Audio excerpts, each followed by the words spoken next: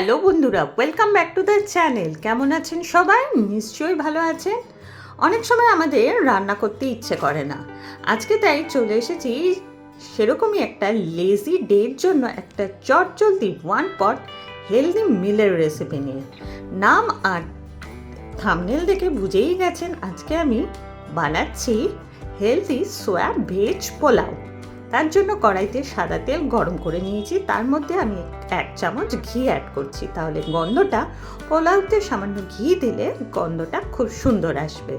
আপনারা চাইলে পুরো ঘিতেও করতে পারেন বা পুরোটা সাদা তেলও করতে পারেন। আমি সাদা তেল আর ঘি মিশিয়ে রান্নাটা করছি। প্রথমে একটা তেজপাতা আমি চিড়ে দিয়ে দিলাম, তারপর দিলাম গোটা গরম মশলা, এই 4টে ছোটো এলাচ, লবঙ্গ আর 1 টুকরো ছোট দারচিনি। এবার ভেজিটেবলগুলো আমি চপ করে রেখেছিলাম, সেগুলো আমি একটা একটা করে অ্যাড করছি। প্রথমেই দিলাম একটা মিডিয়াম সাইজের পেঁয়াজ কুচি, এবার দিলাম আদা রসুন কুচি। আপনারা আদা রসুন থেতো করে বা বেটেও দিতে পারেন। এবার দিচ্ছি, আমার বাড়িতে ছিল গাজর আর বিনস, সেই গাজর আর বিনস আমি ছোট ছোট করে কেটে এখানে অ্যাড করছি। এবার গাজর, বিনস আর পেঁয়াজটা ভালো করে ফ্রাই করে নিতে হবে যতক্ষণ না নরম হয়। খুব বেশি নরম করার দরকার নেই। আচ্ছা, প্রথমে আমার অ্যাড করা উচিত ছিল কাজু বাদাম কিশমিশটা, সেটা আমি করতে ভুলে গেছি। আমি তাই এখন কাজু বাদাম আর কিশমিশটা অ্যাড করে দিলাম, যাতে গাজর আর বিনসের সাথে কাজু বাদাম কিশমিশটা ভালো করে ফ্রাই হয়ে যায়। এবার আমি এখানে অ্যাড করছি, হ্যাঁ, এখানে আপনারা ক্যাপসিকাম বা অন্যান্য যে কোনো ভেজিটেবল পছন্দ অনুযায়ী অ্যাড করতে পারেন। ব্রকলি, ফুলকপি, কর্ন, বেবি কর্ন, যে কোনো। এবার আমি সোয়া নাগেটসগুলো আগে থেকে জলে ভিজিয়ে রেখেছিলাম, গরম জলে অবশ্যই।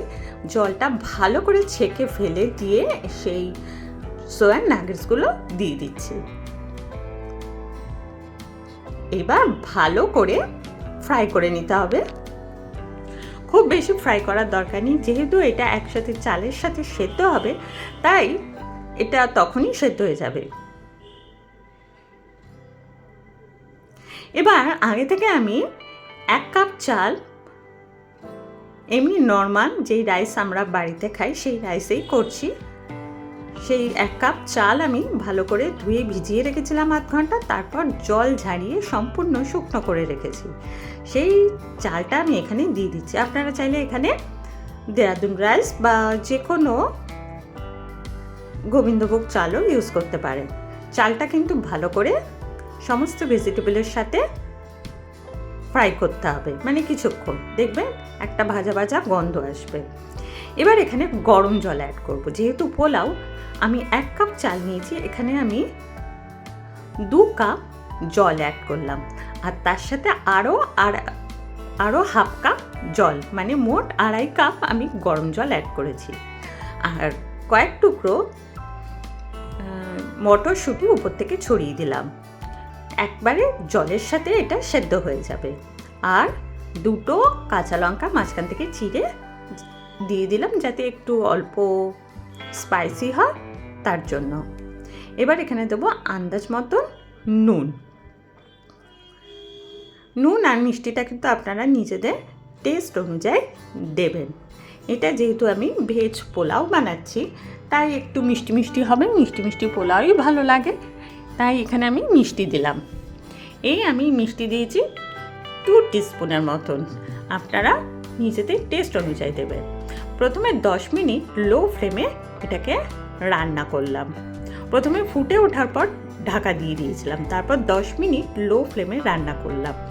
দেখুন, এখনও কিন্তু অল্প জল রয়েছে নিচে। এবার আমি আরও 5-7 মিনিট এটা লো ফ্লেমে রান্না করব, যাতে জলটা পুরোটাই টেনে যায়। অবশ্যই এটা পুরোটাই লো ফ্লেমে রান্না করতে হবে। আর এবার আমি এখানে দিয়ে দিলাম সামান্য একটু গোলমরিচ গুঁড়ো। অলরেডি আমি কাঁচা লঙ্কা চিড়ে দিয়েছি, তাও আমি গোলমরিচ গুঁড়ো এখানে সামান্য দিলাম।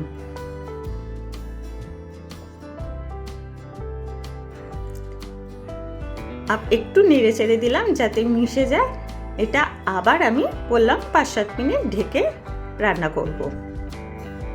দেখুন, 5-7 মিনিট পর ঢাকা তুলে দেখাচ্ছি, এটা কিন্তু পুরোটাই হয়ে গেছে, একেবারে ঝরঝরে হয়েছে।